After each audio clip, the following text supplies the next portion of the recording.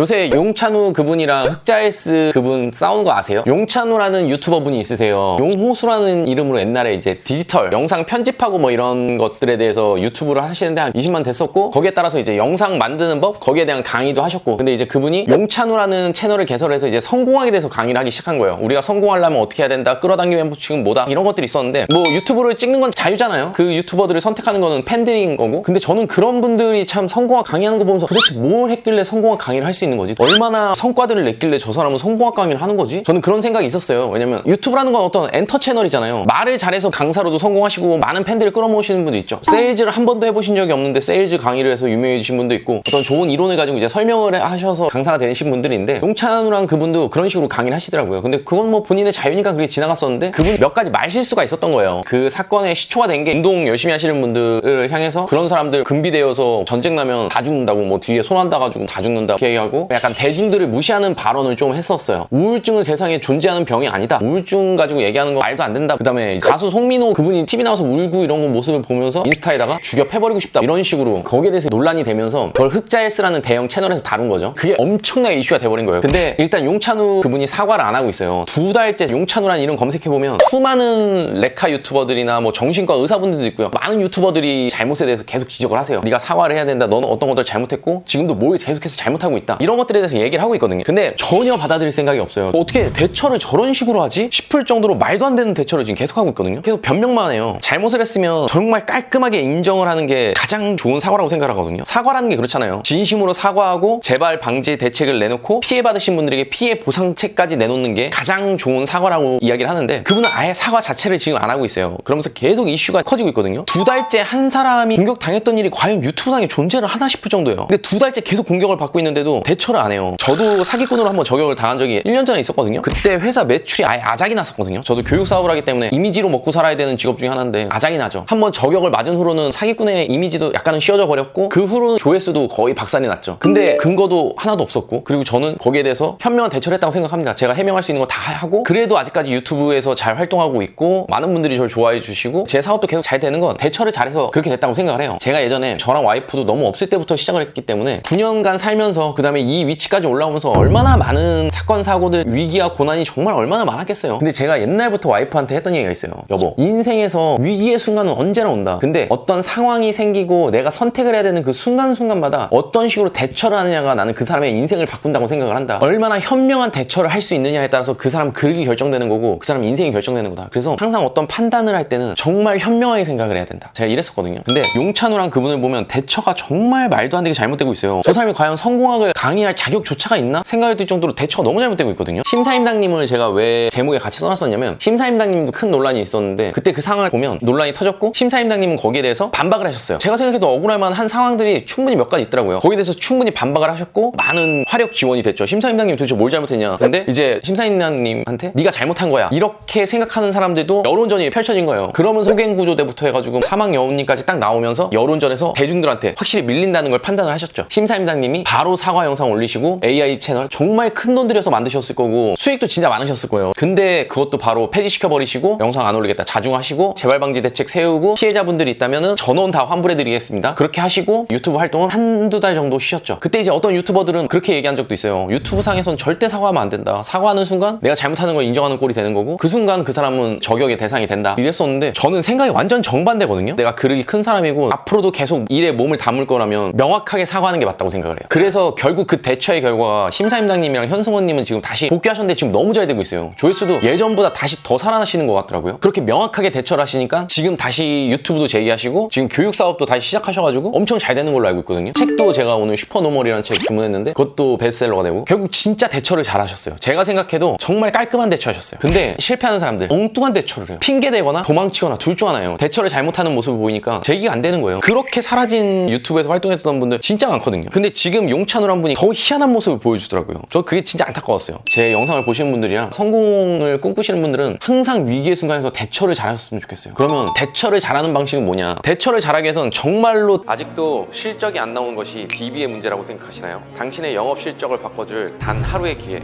저의 모든 노하우 공개할 테니까 꼭 참석하시길 바랍니다. 참여 방법은 본문 링크에 넣어놨어요.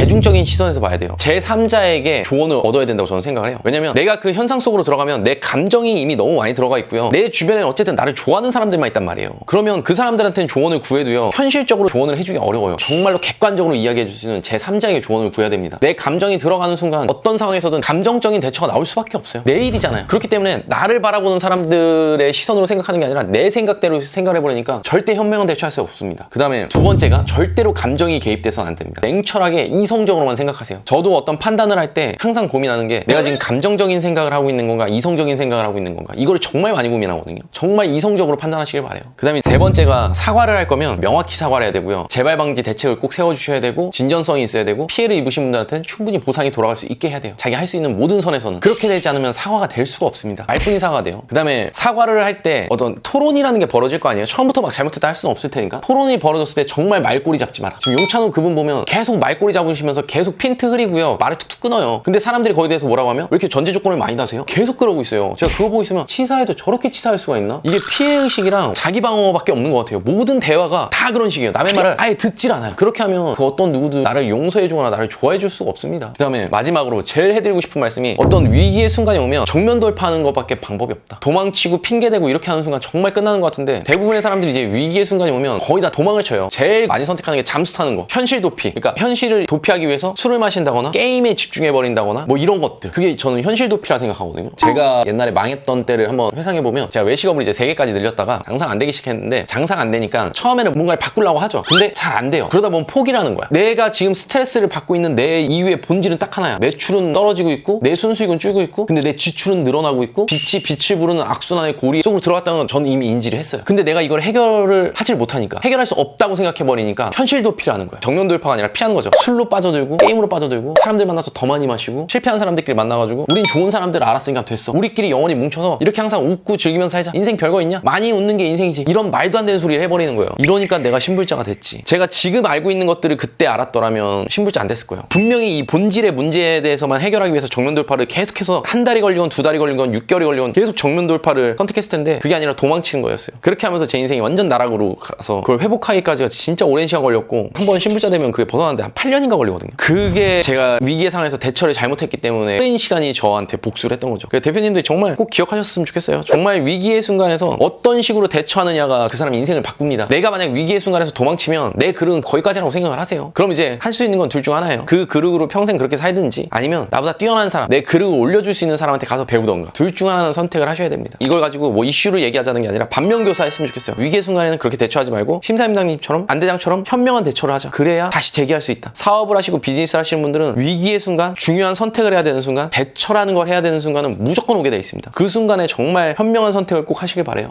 아직도 안대장TV를 구독하지 않고 계신 분들이라면 구독 버튼 잊지 마시고요. 우리들의 더 나은 삶을 위해서 다른 영상들도 꼭 시청하시길 바라요.